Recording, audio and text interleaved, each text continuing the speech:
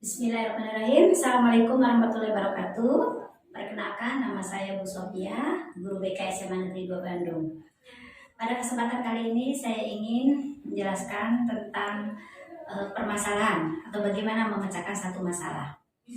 Masalah yang ingin saya bahas, gejalanya yaitu siswa sering tidak masuk sekolah.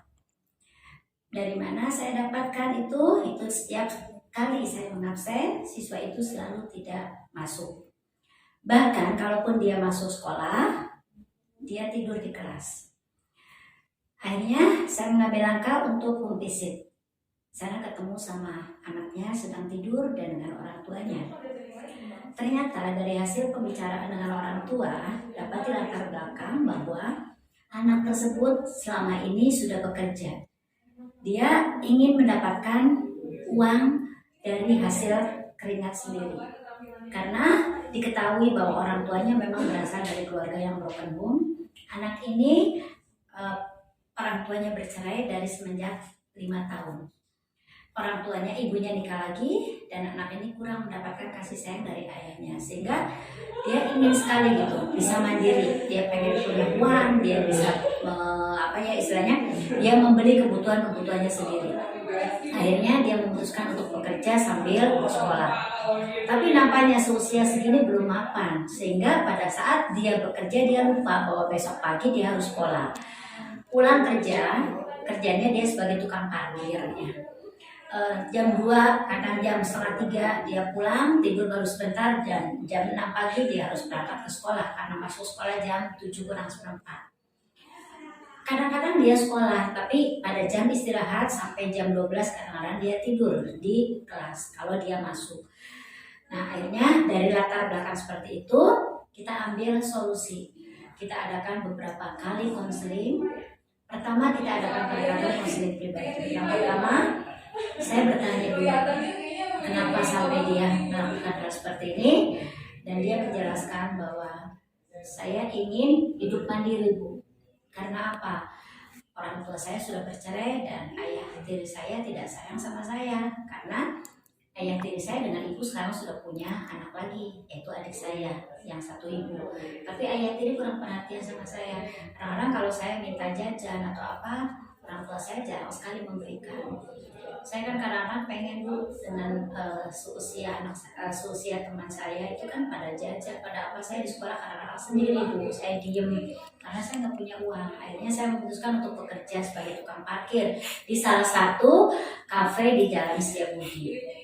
Nah, karena memang namanya tugas itu parkir Bu ya kan sampai selesai. Nah, di sana akhirnya anak kelupaan kerja sampai pulang dini hari, pas pagi sekolah dia ngantuk. Kadang-kadang kalau dia paginya memang benar-benar tidak bisa bangun, dia tidak sekolah. Nah, jadi ketidakberangkatan sekolah itu atau ketidakhadiran ke sekolah itu karena penyebabnya dia tidur di rumah. Tapi pernah juga dia melakukan satu kesalahan bahwa berangkat dari rumah tapi dia tidak sampai ke sekolah dan dia ikut tidur di rumah temannya. Jadi latar belakangnya tadi, yang pertama adalah broken home, yang kedua dia tidak mendapatkan kasih sayang dari orang tua yang utuh, yang ketiga dia pengen mendapatkan hasil, ya maksudnya uang hasil kerja sendiri. Nah, teknik konseling yang saya lakukan untuk menghadapi masalah yang dihadapi oleh si A tadi, yang pertama adalah pendekatan secara pribadi. Ya, kita bicara dari hati ke hati, penyebab kenapa dia melakukan hal seperti itu. Setelah dia cerita, ya kita baru berikan solusi pemecahan masalah dari berbagai sudut. Tentunya setiap masalah atau setiap solusi yang dia ambil pasti ada konsekuensinya, baik positif maupun negatif. Nah, setelah beberapa kali konseling, 3 kali konseling, baru anak merasakan bahwa kehadiran seorang guru BK itu sangat penting. Karena apa? Dia bisa curhat, dia merasakan nyaman untuk cerita permasalahannya. Sehingga alhamdulillah masalah yang dihadapi sekarang, dia tidak mau sekolah itu, atau bukan tidak mau sekolah, dia sering tidak sekolah itu, alhamdulillah sekarang dia bagi waktu, dia tetap bekerja tapi pulangnya dia jam 12 malam, sehingga dia masih cukup untuk bisa tidur 5 jam. Nah, dia berangkat sekolah, ya walaupun dia pulang sekolah, terus dia langsung tidur lagi karena dia mulai kerja itu jam 7 malam. Jadi dia bekerja sekitar 5 jam, jam 7 malam sampai jam 12 malam. Kalau Sabtu Minggu dia sampai lembur sampai jam setengah 3. Karena memang kafe itu tutupnya jam 3.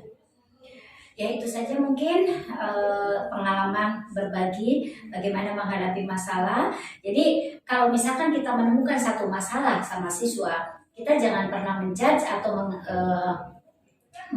mengatakan bahwa si anak itu memang malas atau anak itu bermasalah. Mungkin ada hal-hal tertentu kenapa anak itu tidak masuk sekolah.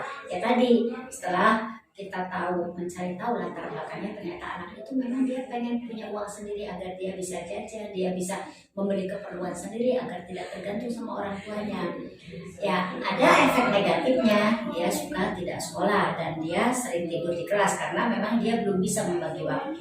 Jadi inti permasalahan anak tersebut adalah dia belum bisa membagi waktu dan dia belum bisa menempatkan posisi dia sebagai seorang pelajar. Semoga pengalaman saya ada manfaatnya buat yang menonton video ini. Terima kasih atas perhatiannya. Bila taufiq wal hidayah. Wassalamualaikum warahmatullahi wabarakatuh.